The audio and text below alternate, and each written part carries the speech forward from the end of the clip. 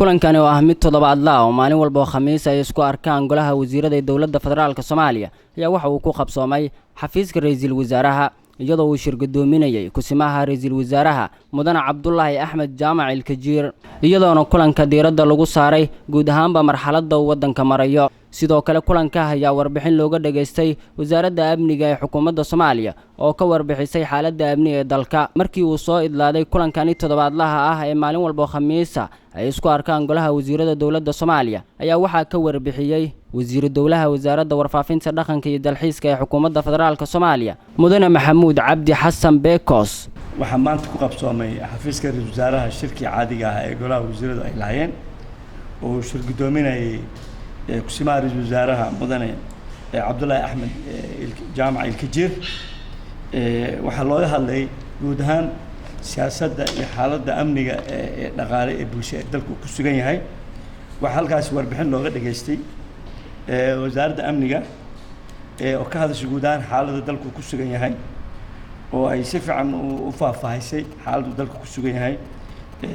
bisha ramadaanna khayrkiisa ilaahay u nasiyo howluhuna aad u fiican yihiin dhinaca kale waxaa laga hadlay arrimaha dhaqaalaha iyo bulshada dalku ku sugan yahay isagana si fiican bay goluhu isla meeldhigeen wada hadal dheer kadib waxaa halkan lagu ansixiyey sharciga wasaaradda waxbarashada hoose la keenay wasaaradda waxbarashada ay keentay oo iyadana la ansixiyey oo goluhu isku raacay maanta waxaa kaloo la keenay qaab siyaasadeedka qaran ee kaalmada sharciga ah oo ah dadka aan waxaysan dacwooyinkooda maxkamadaha inay wasaaradda cadaaladda u qabato looyaro oo aan lacag bixinin dadka tabartoodu yar tahay oo aan lacag haysan in looyaro loo helo maxkamadda horteeda siyaasaddaasna waxaa keentay wasaaradda cadaaladda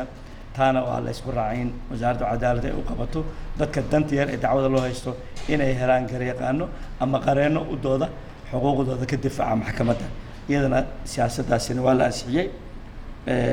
waxaa kaloo halkan la keenay heshiis tafahuma ee wadagaleen dowladda qatar iyo dowladda Soomaaliya oo wasaaradda caafimaadka ah oo iyadana laga dooday dood dheer kadib waxaa dib loo dhigay khamiista dambe in halka la keeno si arrintaasi goluhu haddana markale u sharciyeeyo waxaa kaloo halka ka hadlay wasiirka bii'ada Burci oo guud ahaan xaaladda dalka bii'ada environmentka sida ay tahay caafimaadka qashinka meelaha lagu shubay bisha Ramadaan iyo biyaha meelaha lagu shubay iyo wasaqda meelaha lagu shubay in laga waantoobo oo dadka ay wasaqda iska dheereeyaan si bisha Ramadaan caafimaad fiican ay dadku helaan bacdama raashin badan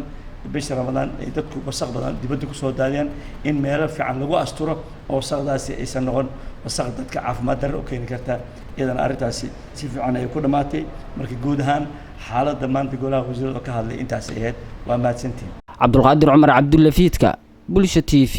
Muqdisho